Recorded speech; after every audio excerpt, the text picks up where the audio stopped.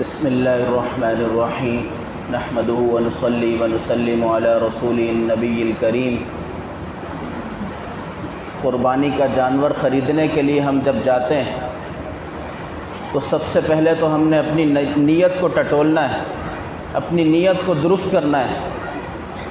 قربانی ہو یا کوئی بھی نیک عمل ہو، چونکہ قربانی کے مسائل چل رہے ہیں اس لیے میں نے قربانی کا ذکر کیا ہے۔ خاص طور سے جب ہم قربانی کا جانور خریدنے کے لیے نکلتے ہیں تو ہم نے اپنی نیت کو ٹٹولنا ہے کہ یہ جو میں خریدنے جا رہا ہوں، یہ جو میں پیسہ خرچ کر رہا ہوں، یہ صرف اللہ تعالیٰ کو خوش کرنے کے لیے، اس کے علاوہ میرا کوئی مقصد نہیں۔ یہاں تک کہ فرمایا ایک جانور کے اندر 7 حصے دار ہیں، 7 میں سے 6 کی نیت بالکل درست ہے، 7ویں کی نیت غیر اللہ کے لیے نہیں ہے، اس کی نیت بھی صرف اللہ تعالیٰ کے لیے قربانی کرنے کی ہے، لیکن اس کی نیت یہ ہے کہ میں گوشت کھاؤں گا۔ گوشت کی نیت کو اس نے شامل کر لیا۔ فرمایا ان 7 کے 7 کی قربانی مردود ہے، 7 کی قربانی اللہ تعالیٰ کے ہاں قبول نہیں ہوگی۔ اس سے اندازہ لگایا جا سکتا ہے نیت کی کتنی اہمیت ہے۔ اس لیے ہم نے سب سے پہلے اپنی نیت کو ٹٹولنا ہے، نیت کو درست کرنا ہے۔ گوشت تو ہمیں ویسے بھی مل جائے گا، نیت ہماری یہ ہونی چاہیے کہ صرف اللہ تعالیٰ کو خوش کرنے کے لیے میں قربانی کرتا ہوں، کوئی دکھاوا مقصود نہیں ہے اور نہ ہی گوشت کھانا مقصود ہے۔ دیکھیے اللہ تعالیٰ نے حضرت ابراہیم علیہ السلام کو ایک عرصے تک وہ اللہ تعالیٰ سے اولاد مانگتے ہیں، بیٹا مانگتے ہیں، اولاد نہیں دی۔ بڑی عمر میں پہنچ کر جب ان کو امید ہی ختم ہو گئی، اس کے بعد اللہ تعالیٰ نے ان کو بیٹا عطا فرمایا۔ پھر بیٹا جب جوان ہو جاتا ہے، بے انتہا اس سے محبت ہو جاتی ہے، اس کے بعد اللہ تعالیٰ بیٹے کو ذبح کرنے کا حکم فرماتے ہیں۔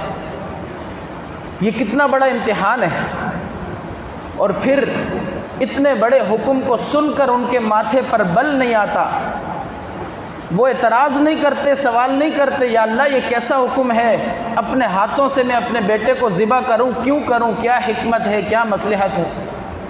تو اللہ تعالیٰ یہی ہمیں بتانا چاہتے ہیں، جس طرح میرے بندے نے قربانی پیش کی، ابراہیم علیہ السلام نے، اتنا بڑا حکم، شاید اس سے بڑا کوئی حکم قربانی کا نہ ہو، اتنا بڑا حکم ہم نے ان کو دیا، انہوں نے کوئی سوال تک نہ کیا اور ان کے ماتھے پر بل تک نہ آیا۔ اور اسی طرح حضرت اسماعیل علیہ السلام نے اپنے آپ کو پیش کیا، سوال تک نہ کیا کہ یہ مجھے ذبح کرنا یہ کون سا دین ہے، یہ کون سی شریعت ہے، یہ کیسا حکم ہے۔ آج ہمیں چھوٹا سا کوئی حکم دیا جاتا ہے تو اس پر ہم سوال کرتے ہیں کہ بھئی 5 اوپر کرنے کا کیا مقصد ہے۔ چھوٹا سا حکم ہوتا ہے، حالانکہ اس کو کرنے میں ہمارا کوئی نقصان بھی نہیں ہوتا۔ تو سب سے پہلے ہم نے اپنی نیت کو درست کرنا ہے۔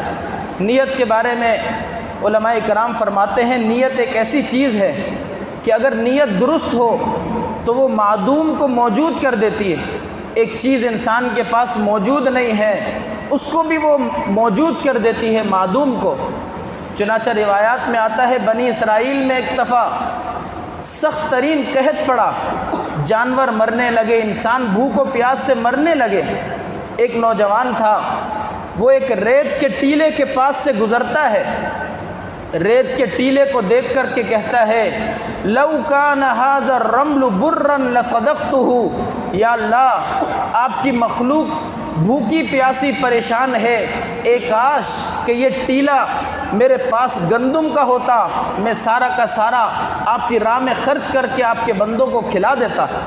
اللہ سبحانہ و تعالیٰ نے وقت کے نبی کو وحی بھیجی کہ ہمارے اس بندے کو کہہ دیجئے کہ اس پورے ٹیلے کو جو گندم کا ہو صدقہ کرنے کا ہم نے اس کے نامہ اعمال میں ثواب لکھ دیا ہے۔ اب ایک چیز موجود نہیں ہے، معدوم ہے، صرف نیت کی وجہ سے اللہ تعالیٰ نے اس کے نامہ اعمال میں اس کا ثواب لکھ دیا۔ اسی طرح اگر نیت میں فساد ہوتا ہے، ایک طویل حدیث ہے، قیامت کے دن ایک عالم کو پیش کیا جائے گا، اس سے پوچھا جائے گا علم کس لیے حاصل کیا، کس لیے پڑھایا، کس لیے قرآن کریم پڑھایا۔ وہ کہے گا آپ کی رضا اور خوشنودی کے لیے۔ کہا جائے گا لیقال انک قاری، تو نے اس لیے نہیں پڑھایا تھا بلکہ تو نے اس لیے پڑھایا تھا کہ تجھے قاری کہا جائے، تجھے عالم کہا جائے۔ فقط قیل بس کہا جا چکا، ثم امر به فسحب على وجهه حتى القي في النار۔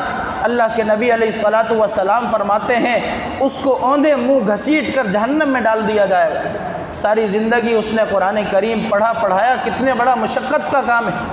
اسی طرح ایک سخی کو پیش کیا جائے گا، اس سے پوچھا جائے گا تو وہ یہی کہے گا، یا اللہ آپ کو خوش کرنے کے لیے میں نے سخاوت کی اور میں نے کوئی موقع ایسا نہیں چھوڑا کہ جس میں آپ کی رضا اور خوشنودی کے لیے خرچ کرنا بنتا ہو اور میں نے خرچ نہ کیا ہو۔ اللہ تعالیٰ فرمائیں گے نہیں، بلکہ لیقال انک جواد، بلکہ تمہارا مقصد یہ تھا کہ تمہیں سخی کہا جائے، تمہیں خرچ کرنے والا کہا جائے، تمہاری واہ واہ ہو۔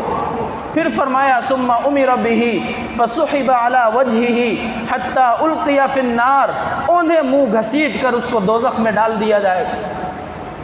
اس کے بعد فرمایا ایک شہید کو پیش کیا جائے گا۔ اللہ کی راہ میں شہید ہونا کتنا بڑا مجاہدہ ہے، کتنی بڑی قربانی ہے۔ جب انسان اپنی جان پیش کر دیتا ہے، پیچھے بچتا کیا ہے؟ گویا اس نے اپنا مال بھی قربان کر دیا، اپنا گھر بار قربان کر دیا۔ جب جان نہیں تو کیا بچا؟ لیکن چونکہ اس کی نیت میں فساد ہے، اس سے کہا جائے گا لیقال انک جری، تمہارا مقصد یہ تھا کہ تمہیں بہادر کہا جائے، تمہیں جرأت مند کہا جائے۔ فقط قیل، بس کہا جا چکا، ثم امر به فسحب على وجهه حتى القي في النار، اوندے منہ گھسیٹ کر کے دوزخ میں ڈال دیا جائے گا۔ تو اتنی بڑی بڑی عبادات لے جانے والوں کے ساتھ جب یہ ہوگا، اللہ کے نبی علیہ الصلاۃ والسلام فرماتے ہیں تو ہماری قربانی میں اگر ہماری نیت میں فساد ہے تو ہماری قربانی کہاں قبول ہوگی؟